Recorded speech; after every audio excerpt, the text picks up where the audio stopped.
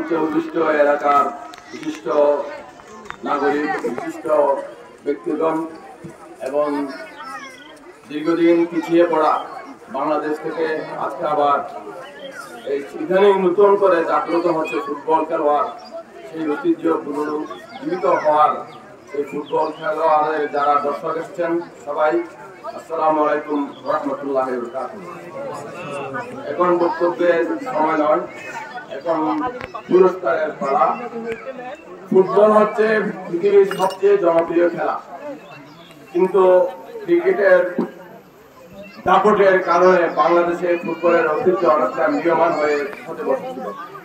তবে সাম্প্রতিক কালে আবার গ্রামে গঞ্জে সব জায়গায় ফুটবল খেলোয়াড় আবার জনপ্রিয় হতে যাচ্ছে। আমরা যখন ছোট ছিলাম তখন এই যে চট্টগ্রাম আমাদের এই যে আজকে মেহরুন্নেসা স্কুল যেখানে আছে সেখানে ফুটবল খেলা হতো।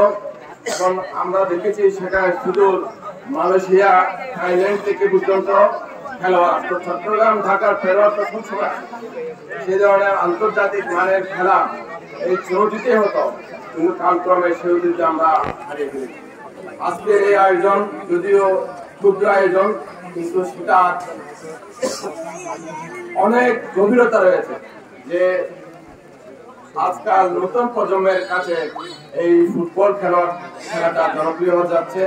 কারণ ক্রিকেট খেলোয়াড় বাংলাদেশ ভালো করলো, কিন্তু সাধারণ জনগণ, সাধারণ ছাত্র এবং তরুণদের মধ্যে তাদের সাহিত্য উজ্জীবিত করার জন্য, সাহিত্য মজবুতির জন্য ক্রীড়া, যেটা সব সময় ক্রীড়া শেষ করার যেটা সুযোগ, সেটা ক্রিকেট খেলায় হয় না।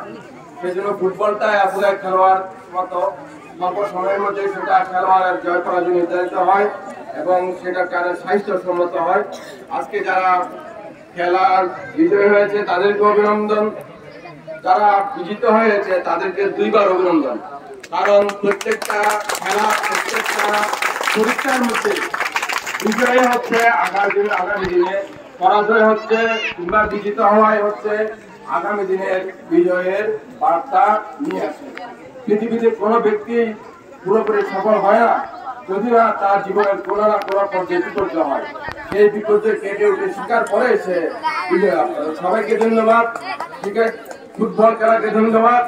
এবং আমি আশা করি এই খেলার মাধ্যমে দুটি এলাকার মধ্যে পরস্পর যেটা বিরক্তি না হয়ে পরস্পর সম্প্রীতি এবং সাম্য বার্তা নিয়ে ফুটবল এসেছে, সেটাই থাকবে, সেটা আমি প্রত্যাশা ব্যক্ত করি। আল্লাহ হাফেজ।